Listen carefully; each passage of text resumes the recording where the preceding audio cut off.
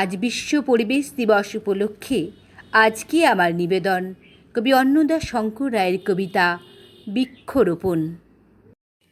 ছাতিম তোমায় রোপণ করি এই নগরীর পথের ধারে, বাঁচবে তুমি, বাড়বে তুমি, আলোকে আর অন্ধকারে।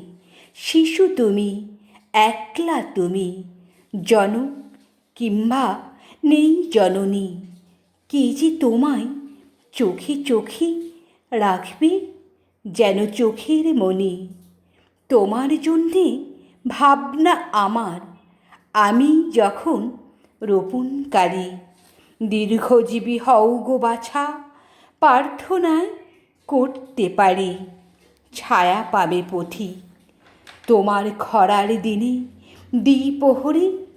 বর্ষাকালে তুমি সহায়, মেলবে ছাতা মাথার পরে। আশ্রয়ের জন্যে পাখি আসবে তোমার ধারে কাছে। মানুষেরও তোমার মতো বন্ধু কি আর একটি আছে?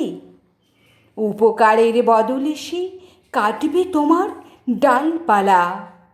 সহিষ্ণুতার মূর্ত তুমি, সইবে চিরকাল জ্বালা। আজ শ্রাবণের 22তে কবির বাণী স্মরণ করি, ধরণীকে রাখতে সবুজ বৃক্ষ তোমায় বরণ করি।